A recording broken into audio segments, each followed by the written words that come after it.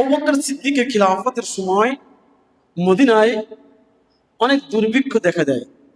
তখন এই মদিনাবাসীরা আবু বকর সিদ্দিকের কাছে হাজির হয়ে যায়, আপনি এমন একটি কাজ করুন, এমন কিছু করুন যা আমাদের জন্য খুব উপকৃত হয়। আমাদের জন্য খুব কষ্টের সময় পার হচ্ছে, খুবই কষ্টের সময় আমরা পার করছি, ঘরে খাবার নেই, দুর্ভিক্ষের সময়। আবু বকর সিদ্দিক রাদিয়াল্লাহু তাআলা আনহু বলে দিলেন, তাহলে তোমরা সকলেই আগামীকাল আগামীকাল সকালবেলা সকলে আসবে, আমরা সবাই আল্লাহ সুবহানাহু ওয়া তাআলার কাছে দোয়া করব। সম্মানিত হাজিরিন, সমস্ত মদিনার লোকেরা চলে গেল। ঘটনাক্রমে ওই রাত্রে মদিনায় আগমন করলেন উসমান গনি। উসমান গনি তার বিশাল কাফেলা নিয়ে, ব্যবসায়ী বড় কাফেলা নিয়ে ওই রাত্রে মদিনায় অবস্থান করলেন। তিনার গাড়ি ভর্তি খাদ্য আর খাদ্য। মুহূর্তের মধ্যে মদিনার ভিতরে ছড়িয়ে গেল উসমান গনি পর্যাপ্ত পরিমাণ খাবার নিয়ে আসছে। এখন উসমান গনি রাদিয়াল্লাহু তাআলা আনহুর কাছে একদল লোক আসছে খাবার ক্রয় করার জন্য। এখন তাদের আসার যে কারণ, উসমান গনি রাদিয়াল্লাহু তাআলার কাছে মদিনার যে লোক একদল লোক আসছে খাবার ক্রয়ের জন্য, আসার কারণগুলো তারা পেশ করছে উসমান গনির কাছে। উসমান গনি রাদিয়াল্লাহু তাআলা বলে দিলেন, আমার খাবার যদি নিতে হয় তাহলে প্রতি পাল্লায় তোমরা কত দিতে পারবা? এক পাল্লা খাবারের দাম তোমরা কত দিতে পারবা? মদিনাবাসী জানিয়ে দিলে, এক পাল্লা খাবারের দাম আমরা 1 দিরহাম দিতে পারবো, এর থেকে বেশি দেওয়া আমাদের জন্য সম্ভব নয়। উসমান গনি রাদিয়াল্লাহু তাআলা বলে দিলেন, আমার এই খাবার যদি নিতে হয়, এক পাল্লা খাবারের দাম 700 দিরহাম।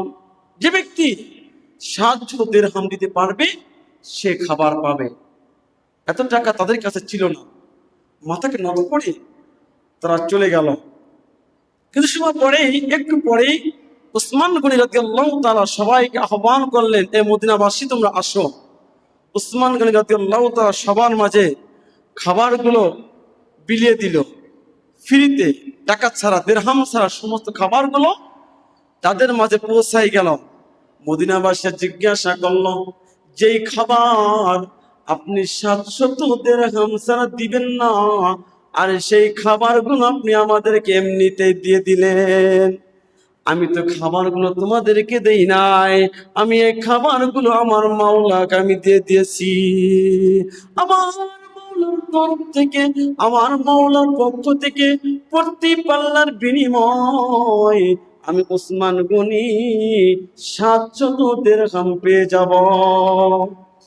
সম্মানিত হাজিরিন, সমস্ত মদিনাবাসী তাদের খাবারগুলো নিয়ে গেল। একদিন 2 দিন পরেই বিশ্বনবী সাল্লাল্লাহু আলাইহি ওয়াসাল্লাম স্বপ্নে দেখতেছেন যে ইবনে আব্বাস তিনি স্বপ্নে দেখতেছেন। ইবনে আব্বাস স্বপ্নে দেখতেছিলেন যে বিশ্বনবী সাল্লাল্লাহু আলাইহি ওয়াসাল্লাম কোথায় দৌড়াইতেছিলেন। বিশ্বনবী সাল্লাল্লাহু আলাইহি ওয়াসাল্লাম কোথাও দৌড়াইতেছিলেন। ইবনে আব্বাস রাদিয়াল্লাহু তাআলা তিনিও নবীজির স্বপ্নের ভিতরে, তিনিও নবীজির পিছে পিছে দৌড়াইতেছিল। ইবনে আব্বাস ধারণা হলো বিশ্বনবী সাল্লাল্লাহু আলাইহি ওয়াসাল্লামের সাথে দীর্ঘদিন কথা হয় না, দেখা হয় না, আল্লাহ রাসূলকে পেয়েছি, এখন রাসূলের সঙ্গে কথা বলবো। ইবনে আব্বাস পিছে পিছে, আল্লাহর নবী সামনে সামনে। ইবনে আব্বাস রাসূলকে বলতেছে, ইয়া রাসূলুল্লাহ একটু দাঁড়ান, নবী গো আপনার সাথে আমার অনেক কথা আছে। আল্লাহর নবী বললেন, আব্বাস রে আমার দেরি হয়ে যায়, কথা বলার কোনো সময় নাই। ইয়া রাসূলুল্লাহ আমার কিছু জিজ্ঞাসা করার ছিল।